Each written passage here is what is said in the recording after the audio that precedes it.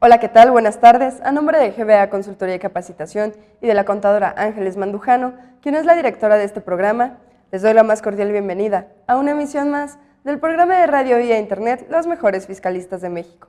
En esta ocasión, hablando del tema Perspectivas Económicas para el 2013, hoy nos acompaña el contador público José Manuel Gutiérrez García, de quien me permitiré dar una breve reseña de su trayectoria profesional. Contador público, egresado con mención honorífica y cuenta con la maestría en Administración con especialidad en Finanzas en el Instituto Tecnológico de Estudios Superiores de Monterrey, Campus Toluca. Actualmente es asesor fiscal independiente y catedrático de diversas instituciones de educación superior, públicas y privadas. Ha participado como expositor en programas contables y financieros en el Instituto de Especialización para Ejecutivos SC, a nivel internacional en El Salvador, Honduras, República Dominicana y Estados Unidos.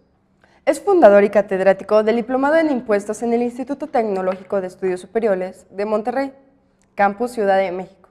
Ha impartido diversos cursos de especialización para empresas privadas y organismos públicos, entre los cuales se encuentran Grupo Financiero Bancomer, Grupo Electra, Comisión Federal de Electricidad y el Nacional Monte de Piedad.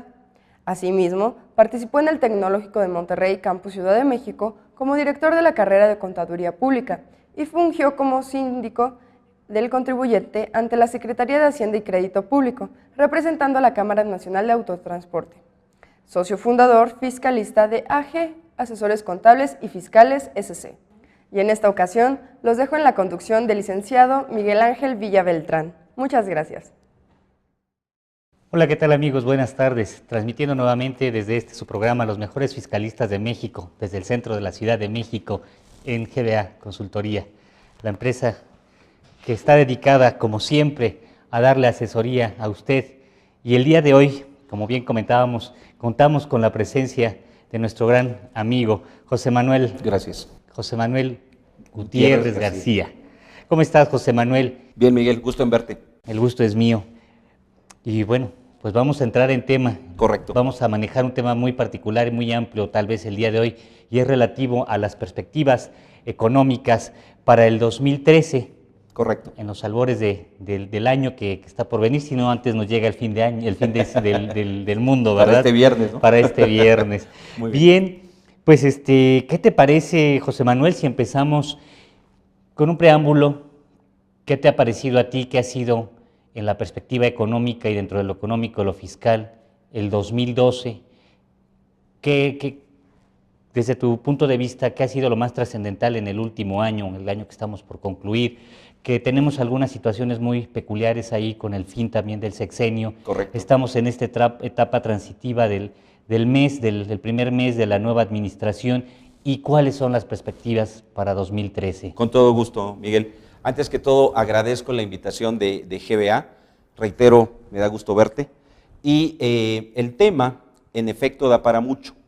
Yo quisiera dividirlo básicamente en dos secciones. La primera de ellas, hacer un resumen, prácticamente ya al final de este 2012, de cuál ha sido la situación macroeconómica en nuestro país. Siendo honestos, por primera vez desde 1996, hemos crecido a contrapelo de la economía estadounidense. Ok. Cosa interesante, ¿eh? No olvidemos, y lo dijo nuestro actual gobernador del Banco de México, don Agustín Carstens, que cuando a los Estados Unidos les da gripa, a nosotros nos da pulmonía. Ahorita, insisto, cosa que no se veía desde 1996, se ha dado una excepción. Bueno, será porque ya sufrimos una influenza, ¿no? Puede ser, ya estamos vacunados, Okay. Lo acepto. ¿A qué me refiero? A que a pesar de la recesión en Estados Unidos, no olvidemos los efectos devastadores del 2009 al 2011, nuestra economía ha crecido. Ha crecido incluso por encima del promedio de los integrantes de la OCDE. Esto básicamente se ha generado por un incremento en las exportaciones no petroleras. Hemos ganado mercado, hemos recobrado competitividad, incluso por increíble que parezca, desplazando a los chinos. Y pongo un ejemplo muy concreto de este desarrollo, la industria automotriz. Para nadie es un secreto que, por ejemplo, en estados como Aguascalientes, Guanajuato en particular, la inversión extranjera directa al sector automotriz está muy elevada, muy atractivo, ha resultado México para ese sector de la economía. Entonces, esto implica que para finales de 2012, a unos días de cerrar el ejercicio, nuestro crecimiento en el Producto Interno Bruto andará por ahí del 4%, cosa que, de nuevo, no suena nada mal si tomamos en consideración que, si bien es cierto, en Estados Unidos ha habido un mayor desarrollo económico, todavía no es suficiente. Okay. Todavía el público, el consumidor estadounidense está un poquito escéptico, tiene sus dudas. Y un tema que ahorita está muy en el aire es justamente el famoso déficit fiscal en Estados Unidos. Sí, que nos tiene nerviosos a todas las demás economías. Totalmente de acuerdo. De hecho, ojalá no se cumpla, el Fondo Monetario Internacional en ese sentido es un tanto pesimista. Ellos hablan de que si no se llega a un consenso, definitivamente por consecuencia de ese déficit fiscal, viviríamos una recesión prácticamente a nivel mundial, Miguel. Una recesión sobre de otra recesión. Correcto.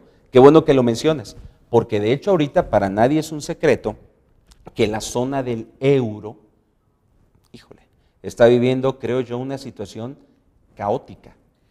Saber de echar tu mejor opinión, José Manuel.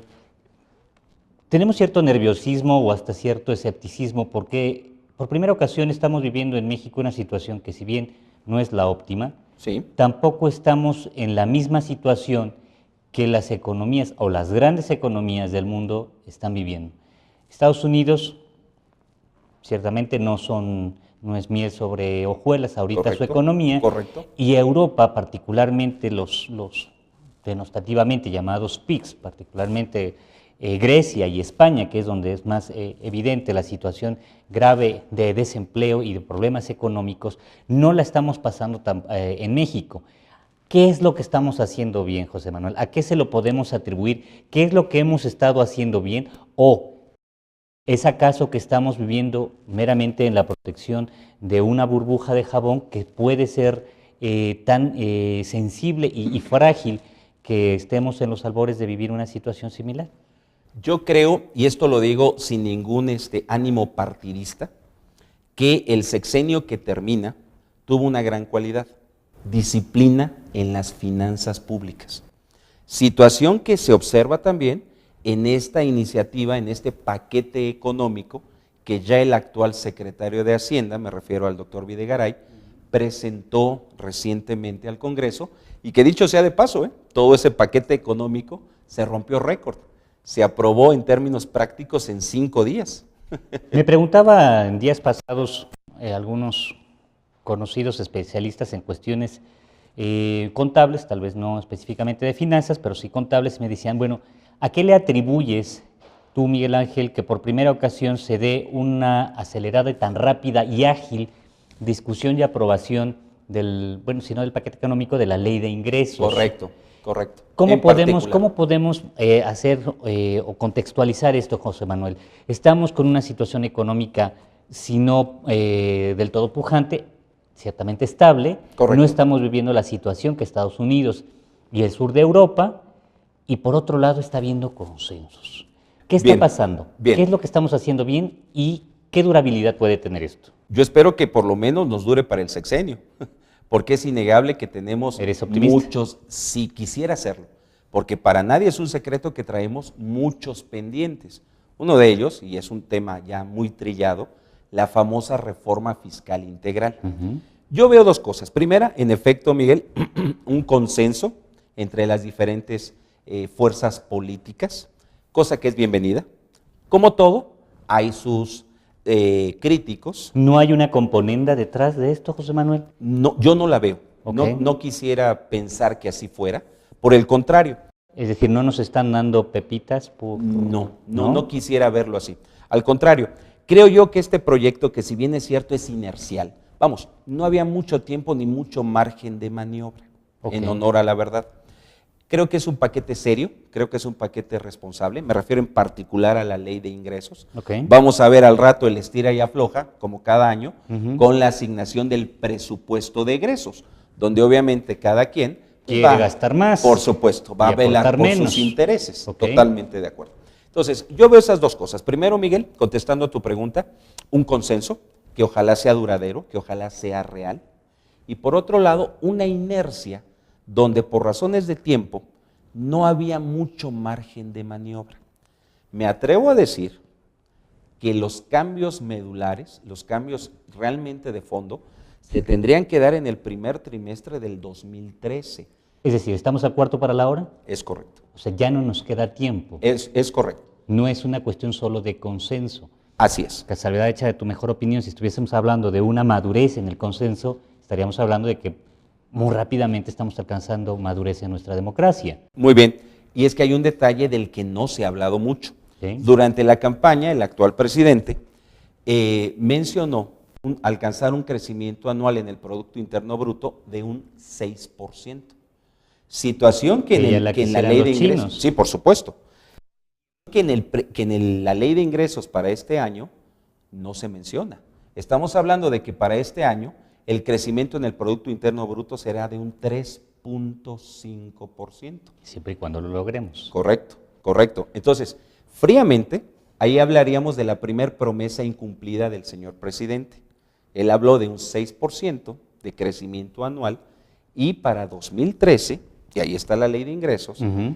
vamos a alcanzar en el mejor de los casos un crecimiento del 3.5%, que no es malo, ¿vale? Insisto, el margen de maniobra creo que no era mucho. Yo quisiera pensar que con una auténtica reforma fiscal integral, que a todas luces debe tocar el IVA, y ahorita hablamos de ese tema Sí, que ajá. es tan tabú, Vamos polémico. Vamos a acabar primero con el 2012 y después Correcto, entramos a... correcto. Ok. Entonces, para cerrar 2012, yo diría que el comportamiento macroeconómico de nuestro país fue bueno, tirándole a muy bueno, con un crecimiento del 4%, e insisto, Miguel, algo digno de destacarse, el incremento en nuestras exportaciones no petroleras. Ok, lo que estamos haciendo bien entonces, Salveda, hecha de tu mejor opinión, es estamos exportando ¿Correcto? y no necesariamente cuestiones del orden petrolero, nuestras exportaciones no petroleras. Correcto. Estamos atrayendo inversión en Estamos- el ámbito automotriz. Estamos ganando o recuperando mercado que en su momento, sobre todo me refiero en relación a la economía estadounidense, Ok. le cedimos a los chinos. Dicho esto con todo respeto. A los chinos y a los brasileños, en cierto modo, también. Es correcto. No olvidemos que el día de hoy somos la cuarta economía del continente americano, obviamente superados por Estados Unidos, Canadá y Brasil. Y Brasil. Pero hemos adquirido, hemos ganado o recuperado, sería la palabra adecuada, productividad. Hemos sido más competitivos. Ahora el gran reto, Miguel, y no me cierro a eso, es que esos beneficios o esa estabilidad macroeconómica se refleje a nivel micro. Permee. Y que ese siempre ha sido un problema Total. histórico en nuestro Totalmente país, de acuerdo. en donde aun cuando en lo macro nos va bien, Correcto. en lo micro nada más nunca llega. Es correcto. Y me refiero a nivel empresas, a nivel familia y a nivel individuo. Por supuesto. Eso, para mí, ese es el reto número uno que debemos solventar. Que esos beneficios macroeconómicos se aterricen a nivel. ¿Cómo lo vamos a lograr? De entrada, y aquí entraríamos ya de lleno al 2013, Ok. para mí una reforma fiscal integral es inevitable. Sé que esto se ha convertido, por razones sobre todo de tipo político, en un tabú. Ok. Permíteme hacer un paréntesis Claro que aquí, sí. José Manuel. Hablamos constantemente de una reforma fiscal integral. Sí, señor. Y que salvedad hecha de tu mejor opinión, en consideración de tu servidor, es un tema que hemos traído a lo mejor de 6, 8, 10 años para acá. Correcto. Pero cuando se da la primer transición democrática en nuestro país, me refiero con posterioridad a la ocupación por parte del Partido Revolucionario Institucional por muchos años en el poder, tenemos por primera ocasión la oportunidad de tener la alternancia en el poder. Sí, Y señor. yo recuerdo que en aquellos entonces se hablaba de la necesidad de la reforma del Estado. ¿Correcto? Y luego nos dimos cuenta de que no había las condiciones para poder hacer una reforma del Estado en el entendido de una reforma de la Constitución, de una nueva Constitución, de un nuevo panorama del país, un nuevo panorama jurídico y que se adaptara a las necesidades actuales del país. Correcto. Ante tal situación y la falta de consensos en su momento, recordarás tú aquellas épocas en las que había una estira y afloja muy tremendo, incluso para la discusión de la ley de ingresos. O sea, estamos apenas a cuestión de no más de 2 sexenios, en donde Correcto. todavía pues había discusiones muy acaloradas en el Congreso para poder llegar a una discusión de la ley de ingresos y que hoy día, al día de hoy estamos viendo que se está discutiendo en 3, 4, 5 días. Correcto. Ha habido una evolución muy importante. Cambiamos ese tema de la reforma del Estado y empezamos a hablar de la necesidad de una serie de reformas. Correcto. Es decir, dejamos de hablar de una gran reforma Sí. y empezamos a dividirla en una serie de reformas. Y entre estas empezamos a hablar de la reforma fiscal integral. Correcto. ¿A qué nos referimos con la reforma fiscal integral? Y particularmente en lo integral, José Manuel. Muy bien. Déjenme darles un dato para ubicar mejor el tema. El promedio de recaudación de los países miembros de la OCDE es del 25% de su Producto Interno Bruto. El promedio, esos países, sí, no te preocupes, Miguel, esos países recaudan el equivalente al 25% de su Producto Interno Bruto. México, por desgracia, es el último lugar en esa lista. Nuestra recaudación apenas llega al 10% del Producto Interno Bruto. A eso hay que aunarle un dato que recientemente dio a conocer el INEGI, donde se estima que más de 29 millones de mexicanos laboran en economía informal. Esto nos da una idea de que esos 29 millones de personas no pagan impuestos directos, como es el ISR. No, ya no digas impuestos directos, ni siquiera la energía eléctrica que consumen, ¿no? De acuerdo, totalmente de acuerdo. A eso sumémosle, Miguel, que estas personas no gozan de seguridad social alguna. Es nuestra realidad. Okay. Obviamente, yo no estoy para nada contento con esta cifra, pero no podemos ocultarla. Claro. Salvedad hecha de tu mejor opinión. Si tú no estás contento, imagínate lo que comentábamos hace un segundo. Quienes sí están haciendo las cosas bien, quienes están exportando, Correcto. quienes están haciendo productivo al país, Correcto. te imaginarás, si nosotros en lo particular no estamos contentos, aquellas personas que sí están haciendo el arriesgo de un capital, De un patrimonio, de claro. un patrimonio, que están invirtiendo, que están arriesgando, que están contribuyendo, pues tampoco han de estar nada conformes. Totalmente de acuerdo. Entonces, esta situación, hay que ser realistas, no se va a resolver de un día para otro. Por eso considero yo que es inevitable gravar con IVA ¿Ok? alimentos y medicinas, para que estas personas que están en economía informal, Nos van a sacar del aire, José Manuel. lo acepto, es tema tabú. Ok. Estas personas que están en economía informal contribuyan a través de un impuesto indirecto como es el IVA. Ahora, me queda claro, y no soy insensible a esa parte, de que gravar con IVA alimentos y medicinas, de entrada, desde un punto de vista económico, por supuesto que va a afectar a las personas de menores ingresos. Claro, Eso por es supuesto. indiscutible. ¿A qué le estoy apostando? A que ese incremento en la recaudación, que estamos hablando, Miguel, de casi un punto en el Producto Interno Bruto, o sea, no es cualquier cosa, se vea canalizado a través de una política eficiente, honesta, vía gasto social. Que ahí, no quiero ser iluso, es donde muchas veces Nos falla. Nos falla.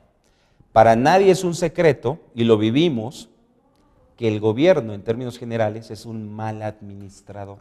Entonces, nadie nos garantiza que si esta reforma efectivamente se llega a aprobar, en efecto, esa recaudación adicional se devuelva vía gasto social, sobre todo a los niveles socioeconómicos menos favorecidos. Ahí es donde está el reto también para el gobierno, el mejorar la administración de esos recursos. A ver, entonces déjame ver si estoy entendiendo bien, Sí, José Miguel. Manuel. A lo mejor para los que no somos expertos en finanzas.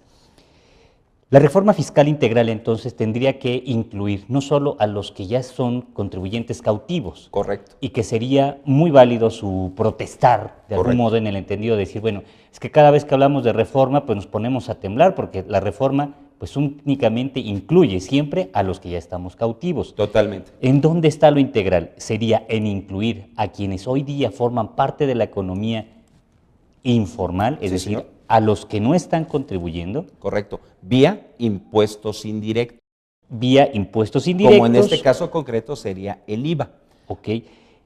Pero esta reforma tendría que ir aparejada entonces de una reforma de carácter social, Correcto. en donde si vas a gravar alimentos y medicinas y vas a afectar a quienes menos ingresos tienen, consecuentemente hubiese las políticas que pudiera retribuirles Correcto.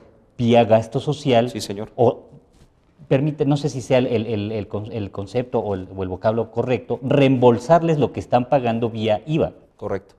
Esa sería la intención. E insisto, de ese tamaño está el reto. Porque otra vez, Menudo trabajo, ¿no? totalmente, como dice el refrán popular, la burra no era arisca, la hicieron a palos. Claro.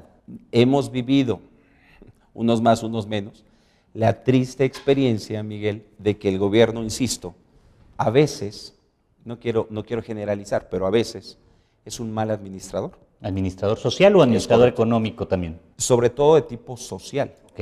Nadie nos garantiza que ese incremento esperado en la recaudación, de nuevo, Efectivamente llegue de nuevo a las manos de los que menos tienen. correcto, correcto. Ahora, yo hablaría de otra parte de la reforma fiscal integral. Eliminar los llamados regímenes especiales, que incluso, como nosotros lo sabemos, gozan hasta de facilidades administrativas que no cuentan o no son aplicables a otros sectores de contribuyentes. Seamos más específicos, José Manuel. Regímenes especiales. Nos estamos refiriendo a... Por ejemplo, el régimen fiscal de consolidación. ¿Ok? Estamos hablando, por ejemplo, también del sector de autotransporte ¿Ok? terrestre, tanto de carga como de pasajeros. En particular, yo me enfocaría en esos regímenes. ¿Ok? Por ejemplo, el régimen de consolidación y el sector autotransporte se vio en principio afectado por el esquema del YETU.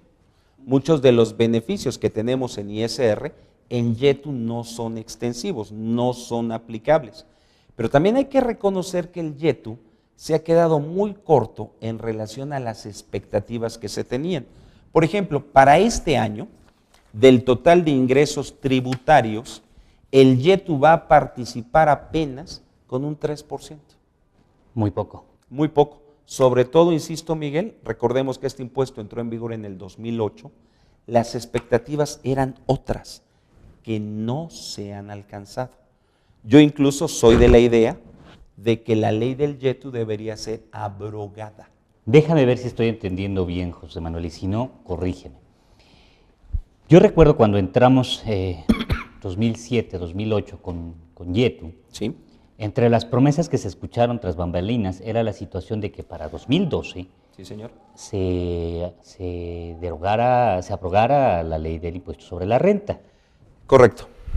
Y estamos a días de terminar 2012, hemos terminado el sexenio y seguimos con las dos leyes. Es correcto. Y ahora me comentas tú que lo conveniente sería que se derogue, o se abrogue, mejor dicho, la ley del YETU. ¿Por qué? Dos razones. Primera, por lo complejo, Miguel, que ha resultado manejar paralelamente tanto el ISR como el YETU, ambos impuestos directos. De verdad ha resultado complejo, sobre todo para ciertos sectores de contribuyentes. El YETU también se ha convertido en un impuesto regresivo, dado que las expectativas en cuanto a un incremento en la recaudación no se han dado. Al contrario, ha afectado a sectores de contribuyentes muy particulares, en mi opinión, de manera un tanto injusta. Por ejemplo, los arrendadores personas físicas. Estas personas, en la práctica, aplican la famosa deducción opcional, 35% de sus ingresos, dado que normalmente no tienen deducciones particulares o que puedan amparar con comprobantes que reúnan requisitos fiscales. Entonces, una deducción ciega, directa, muy práctica, 35% de su ingreso. Esa deducción ciega, como le llamamos en la práctica, tú lo sabes, en YETU simple y sencillamente no existe. No está contemplada en la ley. ¿Qué está pasando entonces? Que ese sector en particular de contribuyentes tiene una base gravable que prácticamente es su ingreso nominal. En mi opinión, ese impuesto resultaría hasta cierto punto excesivo. Sí, señor, rayando tal vez hasta en lo confiscatorio. Tú como abogado dominas mucho mejor que yo ese tema. Entonces, el YETU no ha cumplido sus expectativas, ha complicado de manera innecesaria nuestro sistema tributario. Yo soy partidario, y de hecho, así se había contemplado, de que esa ley sea abrogada. Y además, Miguel, hay otro argumento todavía más poderoso. Hasta el momento, los Estados Unidos han aceptado que el YETU pagado en México se pueda acreditar allá, dándole el mismo trato que el impuesto sobre la renta. Porque en Estados Unidos, tú lo sabes, simple y sencillamente el YETU no existe. Entonces, esa autorización que dieron los estadounidenses fue temporal, no definitiva. De hecho, el plazo original venció en 2011. Hasta el momento no ha pasado nada. El YETU pagado en México se sigue acreditando en Estados Unidos. Pero, cuenta la leyenda, hay rumores de que ese YETU pagado en México ya no se va a poder acreditar en Estados Unidos. Déjame especular. Ok. No sería el único factor, desde luego, pero si esto en la práctica se llegara a dar, generaríamos doble tributación. Por supuesto. ¿Y cuál sería el peor de los escenarios? Que la inversión estadounidense, que dicho sea de paso es la más importante en nuestro país, pues simplemente bajara la cortina, liquidara personal, liquidara activos y se estableciera en otro país donde el YETU no existe. Y ojo, Miguel, para no irse tan lejos, Guatemala, Belice, San Salvador, Nicaragua, Costa Rica, ahí no existe el YETU. ¿De acuerdo? Okay. Entonces, si eso se llegara a dar, por favor, sería absurdo pretender mantener el YETU por el efecto macroeconómico que tendría en relación a una fuga o a la falta de ingreso de la inversión extranjera directa más importante que es la estadounidense. Grave situación. Sí, señor. De algún modo, pues ya nos fuimos de largo, José Manuel. ¿Y qué te parece si entramos a la situación de ver las perspectivas pues, en cada uno de los ordenamientos? Correcto. Pues para el paquete económico 2013, ¿cuál es tu punto de vista? Medianamente ya hemos abordado YETU, no sé si nos puedas hacer alguna otra observación. ¿Qué es lo que podemos esperar para YETU para 2013? Bueno, realmente no se vislumbran cambios. Okay.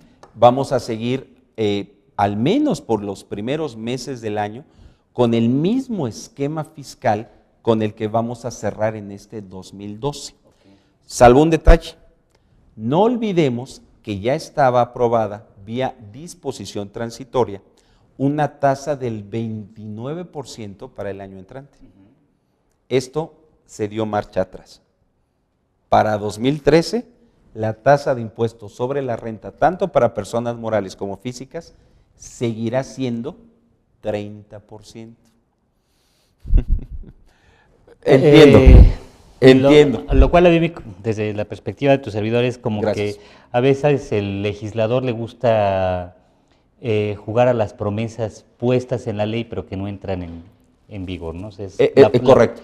Es la promesa que no se cumple. Correcto. Y que por encima de nunca llegarse a concretar, terminan por mandarla a la lista de promesas a olvidar, dice la canción, ¿no? Lo acepto. De hecho, así está. Hay también por ahí, y permíteme hacer un paréntesis, Miguel, un tema que generó mucha inquietud. ¿De qué hablo? De un nuevo requisito que al final del día no fue aprobado en relación a las famosas deducciones personales. Permíteme aterrizar.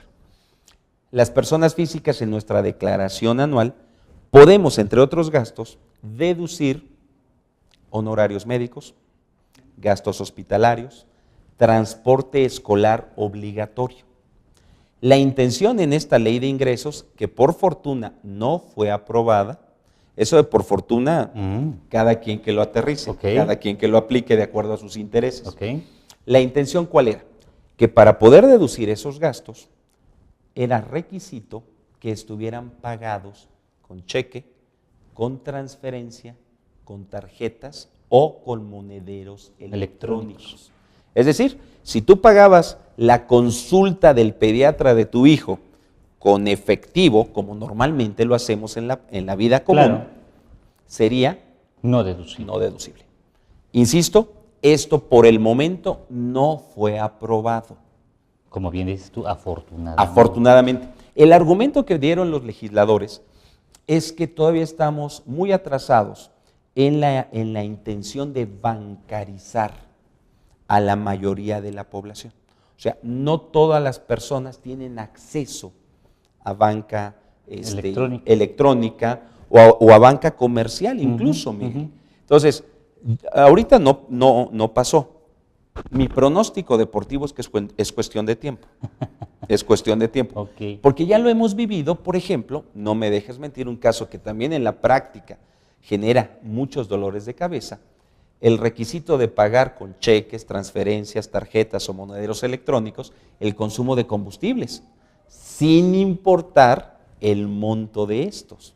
Situación que tú lo sabes, pues en la práctica ha generado cualquier cantidad de problemas, fiscales, contables, administrativos, operativos. Claro. Entonces, para tranquilidad de las personas que amablemente nos escuchan y nos ven, por lo menos para 2013, en ese sentido, podemos estar tranquilos. Podemos seguir pagando el dentista y podemos seguir pagando el dentista, el pediatra. Con efectivo. Con efectivo y hacerlo deducible. Y bueno, para nuestros amigos médicos y dentistas y en general para quienes reciben honorarios por servicios médicos, pues no tendrán, al menos por 2013, la obligación de adquirir su terminal. Es correcto, es correcto. Muy bien, José Manuel. ¿Alguna otra observación en cuanto a YETU? Para cerrarlo de una vez, José Manuel. No, nada más, para mí el YETU está herido de muerte. Me atrevo a hacer ese diagnóstico. ¿Cuánto tiempo le das de agonía? El 2013. 2013. O sea, probablemente dentro de un año estemos platicando sobre que se haya una abrogación de la ley. Totalmente de acuerdo. E incluso, Miguel, me atrevería a ir más allá, como ya ocurrió alguna vez, hablar de una reforma fiscal intermedia. Una reforma que constitucionalmente sería válido. Ya nos pusiste a temblar otra vez, José Manuel. A ver, reforma del Estado, reforma fiscal integral y ahora reforma fiscal intermedia. ¿Por qué intermedia? Porque tal vez, y eso insisto, sería válido constitucionalmente, pudiera entrar en vigor antes de que termine el 2013. No lo creo, pero lo dejo ahí en el tintero. Pensaría yo que para 2014, una vez que se logren todos los consensos necesarios, sí podríamos hablar de esa tan cacareada reforma fiscal integral. Y es que además, Miguel, las promesas hechas en campaña por el licenciado Peña Nieto son muchas. Bueno, pues están firmadas ante notario, ¿no? No sé si eso le dé verdaderamente sustentabilidad, ¿verdad? Pero todo un tema. Genera cierta perspicacia, ¿no es cierto? Exacto, en el sentido de decir, tiene que cumplir. Expectativa, ¿no? Por parte de la población que a lo mejor no tenemos muy en claro. ¿Qué compromiso adquiere al momento de firmarlos ante un notario? La realidad es que es algo, en mi opinión, meramente simbólico. Por darle un formalismo a lo mejor, para que quede asentado que lo prometió. De acuerdo. Que no se nos olvide. Entonces, gran parte de esas promesas, Miguel, y no puede ser de otra manera, son económicas. Claro. ¿De dónde van a salir los recursos para cumplir? Antes que todo, de un mejor incremento en la recaudación fiscal. Dejo el dato. Somos el último lugar en recaudación fiscal de los miembros de la OCDE. No es cosa menor. Entonces, habrá que esperar. De la mano del YETU, sí, señor. ICR. Correcto. ¿Qué podemos esperar? ¿Cuál ha sido la situación de ICR en 2012? ¿Sobre de qué estamos parados? Correcto. En diciembre de 2012, ¿qué podemos esperar para 2013? Correcto. De entrada, el ISR, y esto tiene años sucediendo así, es el impuesto que mayores recursos le genera a la federación. Es la estrella. ¿De verdad? Sí, señor. ¿No sería IVA? No. El ISR... Hubiese pensado que No. que fuese el IVA. El IVA y el IEPS están relativamente cerca en un segundo lugar. Ok. Pero el impuesto número 1, que para este 2013, es más o menos el promedio que se ha manejado en los últimos años, estamos hablando que del total de ingresos tributarios, la mitad, Miguel, van a provenir del impuesto sobre la renta. Y esto, hasta cierto punto, tiene una razón muy concreta. El famoso impuesto a los depósitos en efectivo, el IDE. Ok.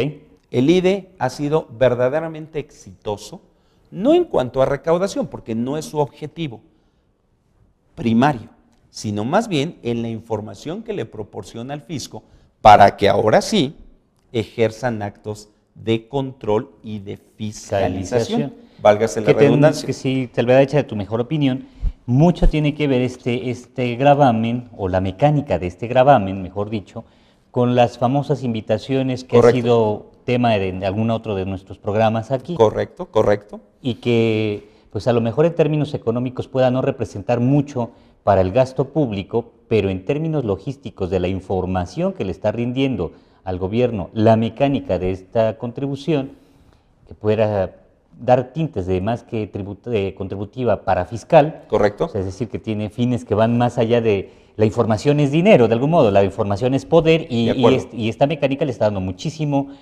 información, muchísimo poder de administrar al contribuyente, al Estado. Un dato, Miguel, que para mí resulta verdaderamente claro. Del 2008 a la fecha que entró en vigor el IDE, la base de contribuyentes se ha incrementado en 1.250.000 personas. No es poca cosa. Claro. En ese sentido, el IDE ha sido muy exitoso. Y al tener información, totalmente de acuerdo, información es control, es poder, pues se ha visto incrementado, entre otros, la recaudación del impuesto sobre la renta. Déjame poner una ecuación muy lógica. Muchas personas, y no digo que está bien, pero ocurre, no cumplen adecuadamente con sus obligaciones fiscales. Me voy a un extremo, ni siquiera están inscritas en el RFC. Se me ocurre que tengo un puesto en la calle. Correcto. Que me va muy bien. Correcto. Algún puesto ambulante. Correcto. Tengo muchísimo flujo de efectivo, no me va nada mal, pero pues ¿dónde voy a meter ese dinero? La inseguridad, que es otro tema completamente distinto, Bien. me obliga a no andar cargando el dinero por aquí, por allá y tener la Correcto. facilidad de poderlo mover a través de transferencias o a través Correcto. de depósitos en el banco. Entonces, Pero no no tienes estoy inscrito. Exactamente. No tienes vida fiscal, pero sí tienes Vida económica. Correcto. Tienes una chequera, tienes una inversión a plazo fijo, qué sé yo, depositas el efectivo, eso detona que el sistema financiero recaude el IDE, otro tema también muy polémico en cuanto a su validez constitucional, porque el sistema financiero no solo retiene el impuesto, lo recauda, ¿vale? Hace las veces del servicio de administración tributaria. Pero va, ese es otro tema. Okay. Entonces, oye, contribuyente, el banco me dijo, porque está obligado por ley a hacerlo, que tú en tal ejercicio recibiste depósitos por tales cantidades. Explícame el origen. Y ahí entramos a otro tema, que es la famosa discrepancia fiscal. A veces, Miguel, y esto lo digo sin ánimo de ofender, pues en la práctica tenemos empresas pobres, pero empresarios ricos. Muy ricos. Bueno, de hecho, se dice que nuestro país es un país de empresas pobres, pero empresarios muy ricos. Totalmente de acuerdo. Muchos de ellos, a lo mejor con una situación fiscal, llamémosle irregular, que ha sido detectada, entre otras cosas, a través del IDE. Para nadie es un secreto que el secreto bancario no existe. No y existe menos como tal. para efectos fiscales, Miguel. Entonces, en mi opinión, esa tendencia de incremento en la recaudación, que se ve reflejada en el ISR, pero tiene como antecedente el IDE, se va a seguir dando para este 2013. Ok, entonces, a lo mejor para cantearlo un poquito, José Manuel, sí. Estamos hablando entonces de que en términos de ICR lo que hemos visto a últimas fechas ha sido un incremento tanto en la base de contribuyentes, un incremento en la recaudación por impuestos sobre la renta, señor. Y seguiremos sobre esta misma temática. Es correcto. Y aquí, ya lo dejaremos para otra entrevista, el punto medular es cuando por desgracia, y tú como abogado no me dejarás mentir, en aras de lograr ese incremento en la recaudación, cosa que es válida, se pisotean derechos adquiridos de los contribuyentes. Eso es lo único que yo sí llamaría la atención. Danos un ejemplo. Pongo un caso concreto. A una persona física le detectan un depósito en efectivo por un monto interesante. Le llega su famosa carta de invitación, que dicho sea de paso es eso, una vil carta de invitación, como las llamadas a misa. Tú decides si acudes o no. O las llamadas, o las mal llamadas en el tráfico, ¿no? Correcto, Okay. Cuando te recuerdan el 10 de mayo, también tú decides si le haces caso o no. Pero seamos realistas, para la mayoría de las personas, el recibir una invitación por parte del SAT, pues te pone tenso, te pone nervioso. Psicosis fiscal. Correcto. Y ahí vamos a un tema que a mí no me gusta, pero que por desgracia se presenta, el famoso terrorismo fiscal. Tú eres culpable hasta que demuestres lo contrario. Cuando, según entiendo, Miguel, debería ser exactamente al revés. Bueno, recientemente, parte de uno de los, no recuerdo específicamente el nombre, porque no los tengo muy en claro todavía, de las nuevas personas que forman el gabinete de gobierno, Sí, señor. comentaban sobre esta situación, ¿no? Que buscaban entre algunas de las reformas que se busca hacer verdaderamente efectivas o aterrizar como principios constitucionales en nuestro sistema jurídico, era precisamente este hecho de que en nuestro país se hiciera verdaderamente efectivo aquello de que todo el mundo es inocente hasta que no se le demuestre lo contrario, porque de facto, o contrario sensu a lo que estaban diciendo en ese momento, y que tú lo reiteras ahorita a través de tu comentario, es que en nuestro país, en muchos aspectos, para las autoridades administrativas, como contribuyente o como gobernado en general, eres culpable hasta en tanto no demuestres lo contrario. Correcto. Situación completamente ilógica y antijurídica, yo diría, porque pues te buscan o te orillan a acreditar un hecho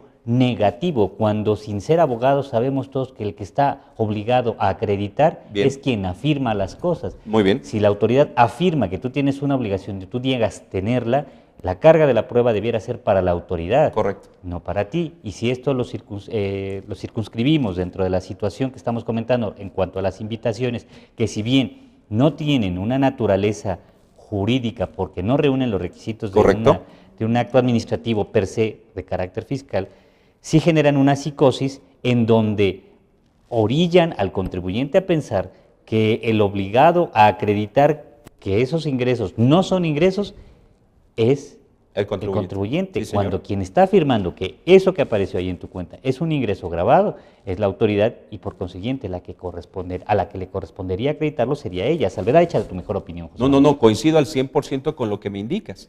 Y en este caso en particular, resulta que el dinero proviene de la enajenación de un inmueble que esta persona usó como casa habitación. Nada más que ojo, por desgracia, la compraventa se celebró entre familiares y por falta de recursos el contrato privado no se elevó a escritura pública como lo establece la ley. Mas eso no significa que el recurso, Miguel, tenga una procedencia ilícita. No, déjame, te doy un ejemplo a lo mejor muy burdo, José Manuel, pero que me ha tocado escucharlo en la práctica.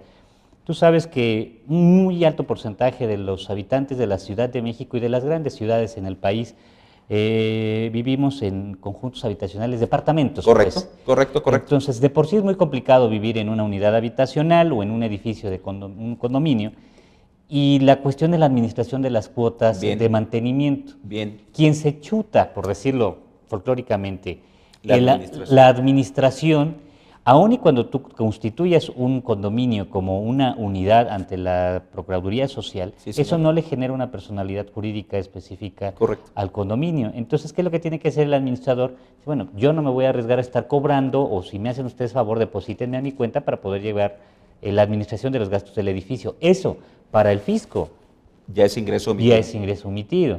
Y entonces, por estar cumpliendo los condóminos con el pago de sus cuotas condominales y por estar haciendo el favor el administrador de administrar el edificio, le va a tener una repercusión en el ámbito fiscal. Correcto. O sea, se va a meter hasta la cocina con las cuestiones relativas a impuestos sobre la renta. Es correcto. E insisto, Miguel, ese ejemplo que por desgracia ocurre con mucha frecuencia en la práctica, nos viene a demostrar de nuevo que tú como contribuyente eres culpable hasta que demuestres lo contrario. Si pagaste $1, el fisco siempre se preguntará, ¿por qué no pagaste 2 o por qué no pagaste 3? Me queda claro que su función es esa. Decías que la burra no era arisca. Es correcto, pero ojo, hasta donde yo sé, Miguel, todavía vivimos en un estado de derecho. Así es. Que desgraciadamente en la práctica a veces brilla no por su permea ausencia. al contribuyente de Es a pie, correcto, ¿no? es A correcto. la persona de Ahora, ciudadano se han hecho común y buenos corriente. intentos, pensemos la Prodecom, pero no son suficientes, le faltan dientes. Ella emite recomendaciones, pero hasta ahí, no va más allá. Y otro detalle que también vale la pena mencionar, la justicia, y obviamente la parte fiscal no está exenta de esto, es lenta y es cara. Sí. Es cara. A veces, por desgracia, Miguel, tienes que terminar aceptando un acto que sabemos que es ilegal o injusto, porque el medio de defensa te sale más caro. Sí. O te consume más recursos. Y no solo hablo de recursos económicos, tiempo. La situación de las multas. Sí, señor. Estas multas de 12,000 pesos, 13,000 pesos que están llegando. ¿Quieres impugnarlas? Te sale tan caro Correcto. pagarlas que impugnarlas Correcto. o siquiera garantizarlas. ¿no? Correcto. O sea, te sale más caro el trámite de impugnarlas que lo que vas a tener que pagar. Y ojo, Miguel, tú como abogado lo vives con mayor frecuencia. En los últimos años se ha dado una tendencia a nivel tribunales, a nivel poder judicial, para que la mayoría de sentencias, sobre todo las más polémicas, se carguen a favor del fisco. Y digo, no voy más allá, retomando el tema del YETU. Los agravios más importantes contra los cuales los contribuyentes presentamos amparos en relación al YETU, los perdimos. Los derechos adquiridos, Sí, señor. comentabas hace Sí, un señor. momento. Nos golearon. Cosa juzgada, jurisprudencia de la Corte. Mientras ese criterio no cambie, pues solo que le pidamos audiencia a Benedicto XVI, y la verdad dudo, por lo menos a mí, que me reciban. Bueno, como bien dices tú, no es barato esto, ¿verdad?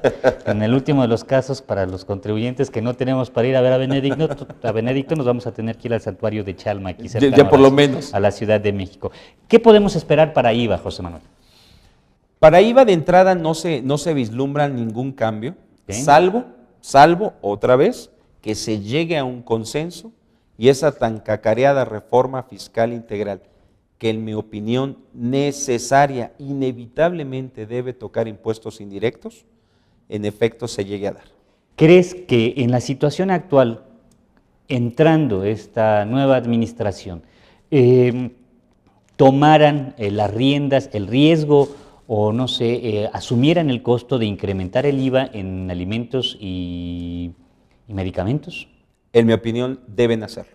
¿Pero crees que estén dadas las condiciones para que lo hicieran? Digo, ya de algún modo le hicieron un favor y por ahí fue tema de otro de nuestros programas. Con la saliente administración les hicieron, no sé si el favor o el recordatorio a través de la reforma laboral, que también fue muy expresa. Correcto. Y pues total que tenía que perder la administración saliente si ya habían perdido de algún modo pues la batuta. Pero le dejan el costo y que no se ha terminado de ver reflejado a la nueva administración, entonces quedó como dispersa, como que no estamos del todo claros de cuáles van a ser las repercusiones de esta reforma laboral, sean buenas o sean malas, pero vaya, no se ha dado esos movimientos que por ejemplo en España se dieron en un momento dado. ¿Crees que ahorita, entrando esta administración, estén dadas las condiciones para poder hacer una reforma en el ámbito del impuesto al valor agregado y que esto trajera como consecuencia su incremento, o mejor más que su incremento, porque ya existe como Correcto, tal, están a tasa cero, para que se aplique finalmente IVA, no sé si en el mismo porcentaje, pero en algún porcentaje, a alimentos y medicamentos? Deben hacerlo. Y perdón, sé que las comparaciones son odiosas, pero no olvidemos que en el primer año del sexenio del expresidente Fox, considero que era el momento idóneo para llevar a la práctica las tan cacareadas reformas integrales, dentro de ellas la reforma fiscal. En mi opinión, como ciudadano, ese capital político tan alto que traía el presidente Fox, se fue al caño, se desperdició. No entremos a detalles para no afectar susceptibilidades. Ok. Exactamente.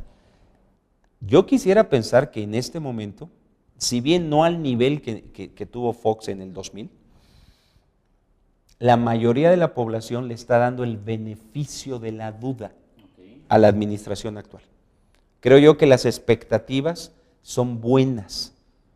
Ojalá no tiren ese capital político a la basura, porque estas reformas, e insisto, no me limito a la fiscal, tenemos otro gran tema, que es la reforma energética, al sector de telecomunicaciones, la educativa, por supuesto.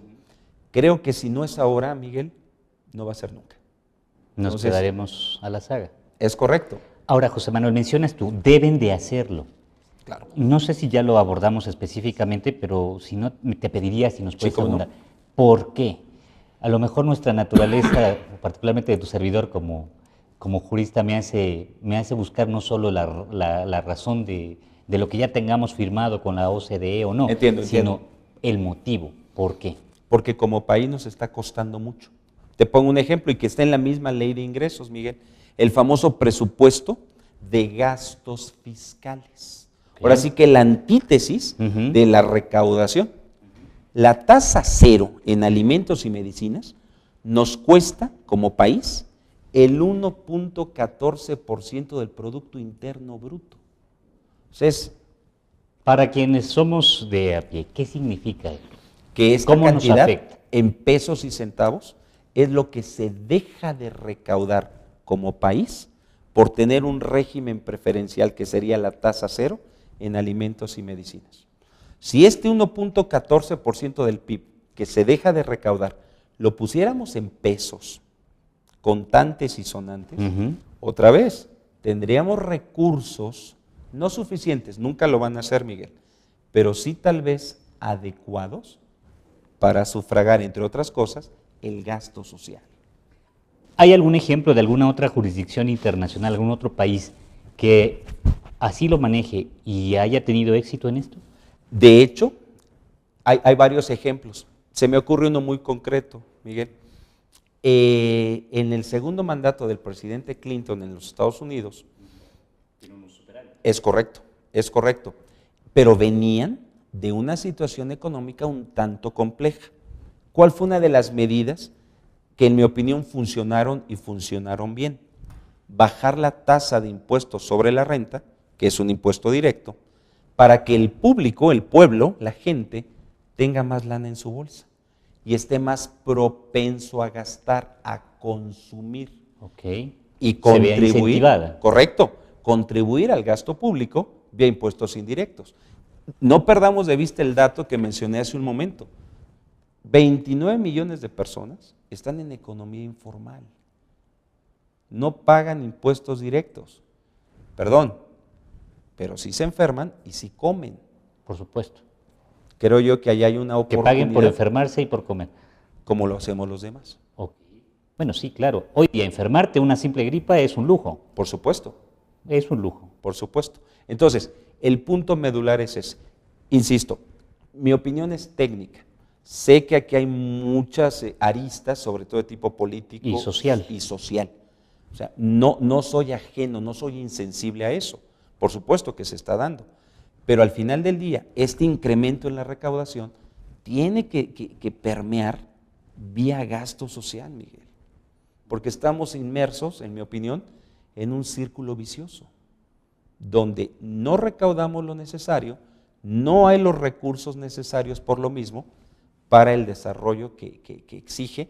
Y ojo, sé que es una frase muy trillada, pero ya ni siquiera para nosotros, sino para las generaciones que vienen atrás.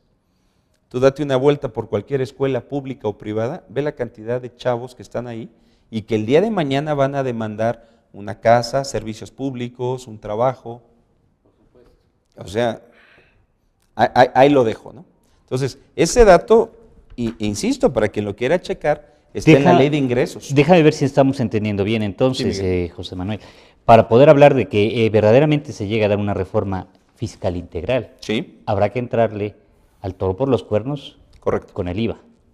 Sí. Y si no viene esta reforma integral que incluya la cuestión de meter a la, pues a la contribución Sí. a los informales vía el IVA, vía el incremento a alimentos y medicamentos, entonces estaremos hablando de que no hay una reforma fiscal integral. Totalmente de acuerdo, Miguel. ¿Qué es lo que al final del día ha ocurrido?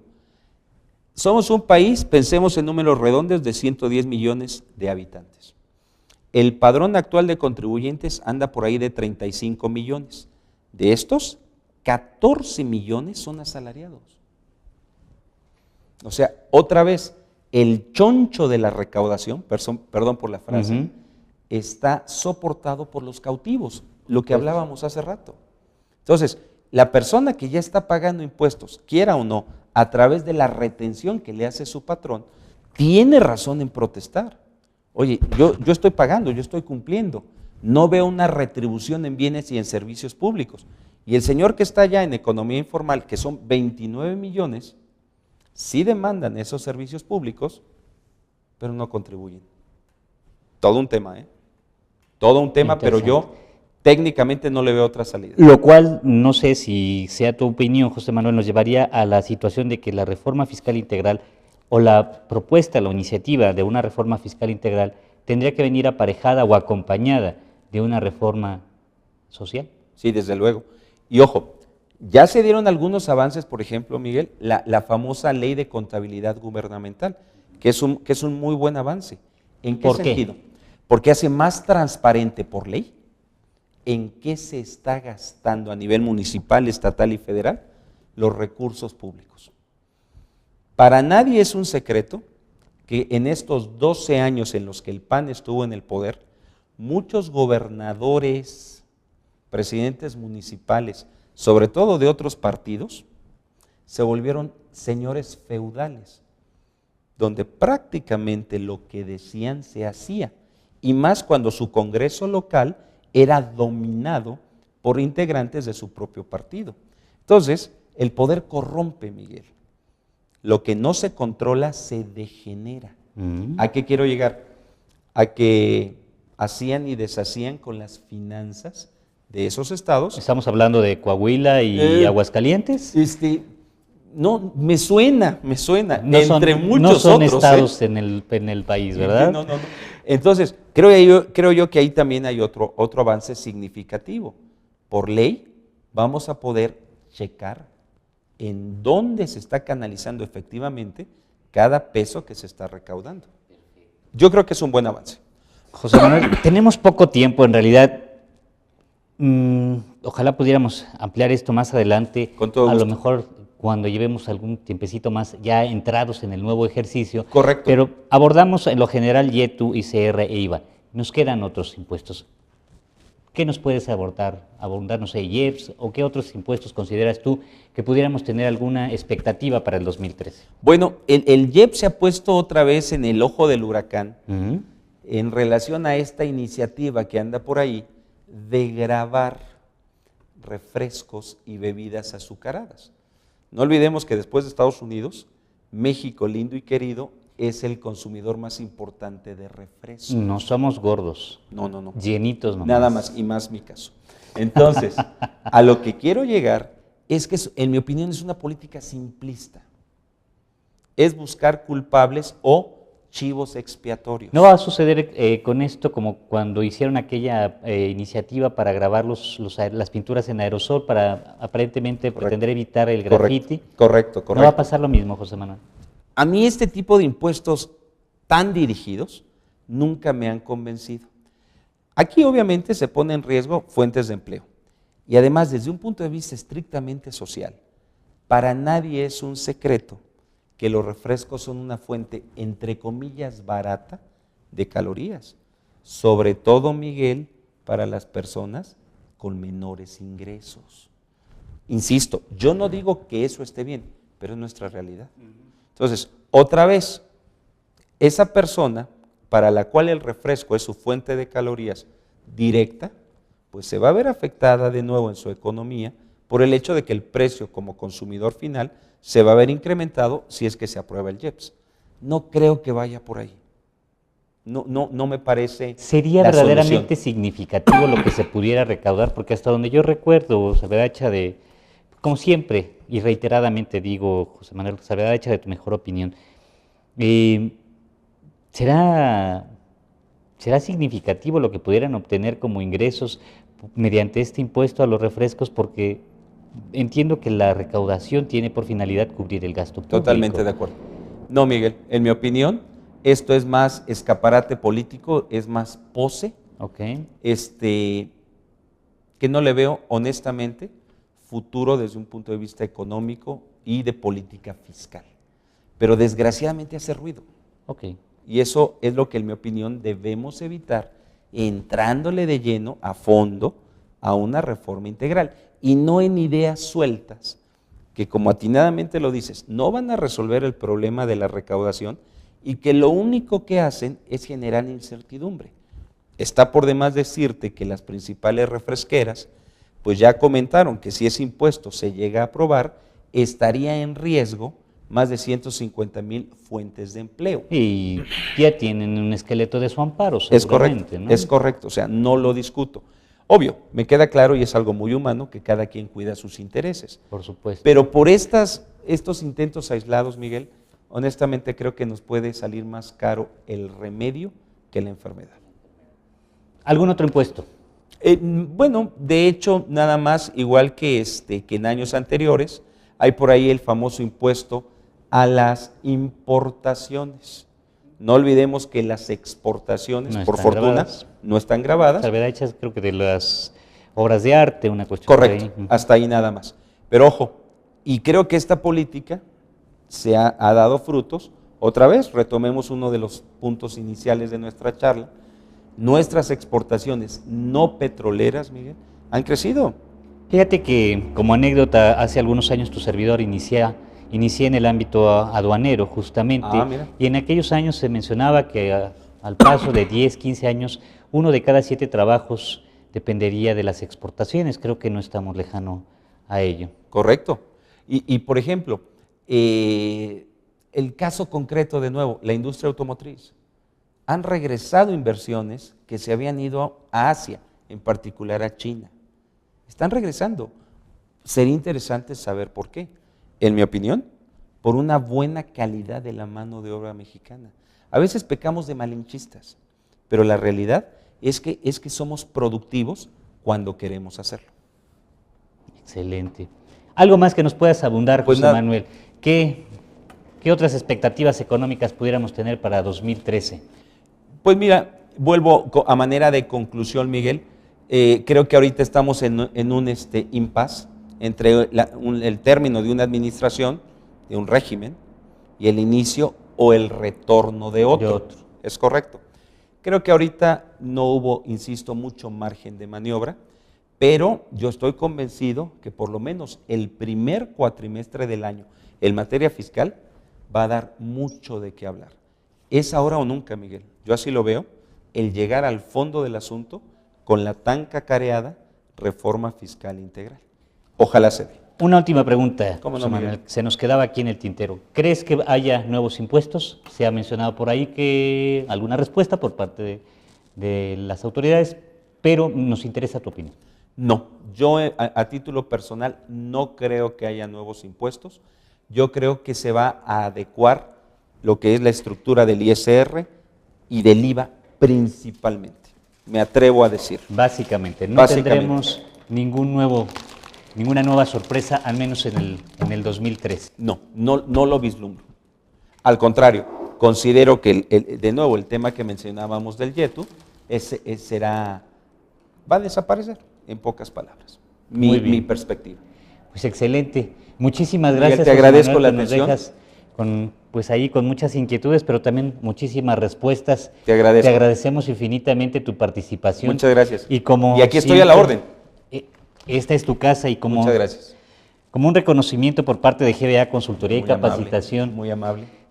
José Manuel, pues nos enorgullece por parte de la institución Muchas hacerte gracias. entrega de este reconocimiento y que me permitiré leer. Dice: GBA Consultoría y Capacitación SC se enorgullece de entregar el distinguido reconocimiento por su participación en el programa Los Mejores Fiscalistas de México al contador José Manuel Gutiérrez García por su destacada trayectoria profesional y por su invaluable ejemplo de capacidad, sabiduría y competencia aplicada al ejercicio de la contaduría fiscal en México. Por parte de la contador Ángeles Mandujano López, titular de este programa, y del contador Andrés Ávila García, en México Distrito Federal, en diciembre de 2011. José Manuel, muchísimas gracias Miguel, por tu participación. te agradezco. Esperamos verte pronto por aquí. Muy amable. Será Muchas un placer. gracias. Muchas gracias. Y a nuestros amigos, nuevamente, los esperamos ver aquí en su programa, Los Mejores Fiscalistas de México. Muchísimas gracias. Hasta la próxima.